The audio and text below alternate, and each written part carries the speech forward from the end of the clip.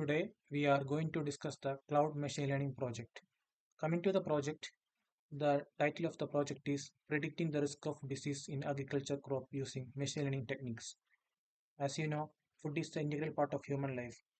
Agriculture is fundamentally important across the globe, which act as the bedrock for human food supply and economies. However, it faces some challenges like fault crop diseases. To overcome such situation, we have implemented a machine learning model which improves the better crop using according to the environmental parameters. As you know, every year there are millions of farmers are committing suicide due to the loss of farming. It is due to the environmental parameters and other aspects like choosing the fault crop. To overcome such scenario, we have implemented it and trained a new model. Coming to the project, we have taken three different data sets. First one is crop recommendation, and next one is smart farming, and third is plant monitoring. And we have trained three different models. First one is decision trees, second one is random forest classifier, and third one is support vector classifier. We have done data pre-processing, and we have done the decision tree, and we have done the random forest classifier. My part I have done is random forest classifier. Coming to the code, initially we have implemented installed all the dependencies which is required for the code to run the project. And initially we have means chosen the three data sets that I mentioned here.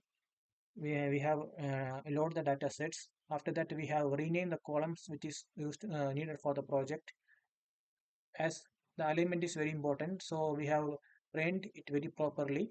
After that we have combined all the data sets which is vertically, which is very important for the project.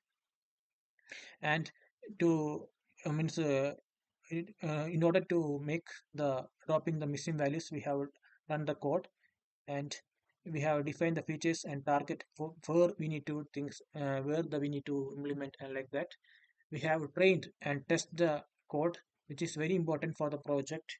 And eventually we have done with the smart testing, which is balances the data set by oversampling minority classes by using the smart. It is very important. And coming to my part, which is the random forest classifier, initially, as you know, the dependencies are very important. So initially we have implemented the dependencies and imported all the libraries which is required, like matplot and scene-bound, like that. After that we have trained the forest models like with the 100 trees. Like that we have chosen a custom model, and we have implemented it.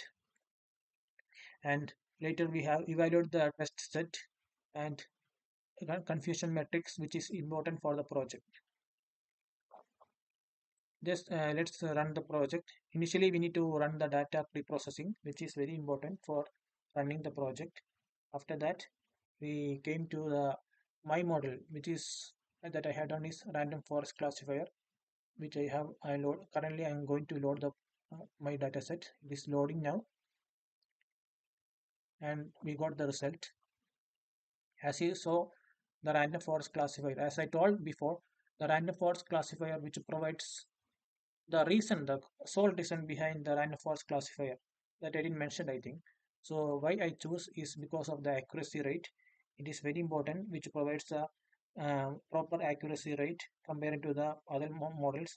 And to train this algorithm, find it very easy for in providing this algorithm, and it is very robust for implementing this model. And coming to the output, the overall accuracy is 0.813, like that 81.3 percentage. It is very good for the accuracy rate for like that for implementing the crop method, which means that 81% of this case test cases has predicted the positive outcome. So the farmers can depend, or the people who depends on this process can depend this process. And classification of the report. Coming to the classification provides more greater granular view for the project, and there is precision is there and there is recall is there. F1 score support that you can see in the report, classification report. The precision means the proportion of correct predicted positive observation which is recorded for the false positive and false negative, as you know. Recall, which means the sensitivity, the proportion correctly predicted, how much is correctly predicted, like that. F1 score that is mentioned here. F1 score means the precision and recall. It is act as a harmonic between the precision and recall. And support, it gives the actual number of instances for each classes in a test case. So it's very important for giving the support. Coming to the, we have get the different data sets for different values, and each value for provided the accuracy and average for each process, like that. When we go to the confusion matrix, we have got the different values for the confusion matrix. As you know, we generated a all the with the, all the values with all the crops. We have generated a graphs for the confusion matrix for the random forest classifier, and we took an average value. The confusion matrix provides a powerful and visual breakdown of our model predictions, which shows the exactly where the model made correct classification and where it makes the error, like that. It makes where the error. The rows represent the actual categories. You can see the rows here, and means the for the columns represent the categories predicted by the model. For each model, how much it predicted, like that. For the so it is very important. It's part of my which is what I have done is random forest classifier. My teammates will explain about the decision tree and later, and he will explain about the support vector classifier.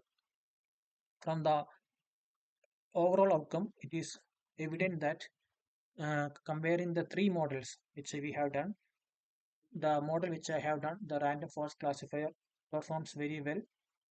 The chart clearly shows that in demonstration it emerges as the accurate model for this predictive task.